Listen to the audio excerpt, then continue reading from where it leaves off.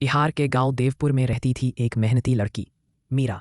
हर सुबह वह नदी से पानी भरती, फिर चौधरी साहब के घर झाड़ू पोछा और बर्तन करने जाती। घर की हालत बेहद खराब। पिता शंभू महीनों से बीमार, माँ कमला सिलाई करके जैसे तैसे घर चलाती। और मीरा की चप्पल इतनी घिस चुकी थी कि उंगलियां बाहर दिखती थीं। लेकिन एक चीज़ नहीं घिसी थी, मीरा का सपना डीएसपी बनने का। गांव वाले हंसते, अरे इसकी औकात है पुलिस बनने की, इस फटी चप्पल वाली लड़की को वर्दी कौन देगा। मीरा हर ताना चुपचाप सुन लेती, पर सपने को कभी नहीं छोड़ती। एक दिन उसके जीवन पर कड़की बिजली गिर गई।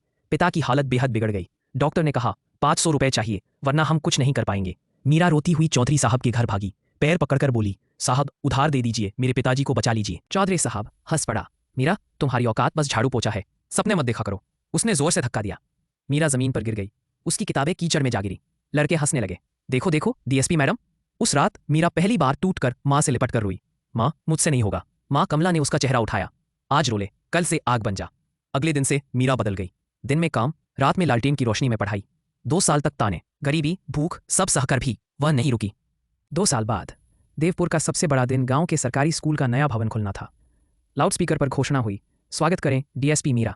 पूरा गांव सन। चौधरी साहब के चेहरे का रंग उड़ गया। वही लड़के, वही लोग, सबकी आंखें झुक गईं। जीप से उतरी मीरा, चमकती हुई वर्दी, कंधों पर बैज, आंखों में आत्मविश्वास। वह मंच पर गई और तिरंगा फहराया। पूरा गांव तालियों से गूंज उठा। माँ कमला की आंखों से गर्व के आंसू बहने लगे। नीचे उतरकर मीरा ने माँ का हाथ पकड़ा और बोली, माँ टूटी तो मैं थी लेकिन रुकी नहीं। कृपया मेरे चैनल को लाइक और सब्सक्राइब करें। इस वीडियो को देखने के लिए धन्यवाद।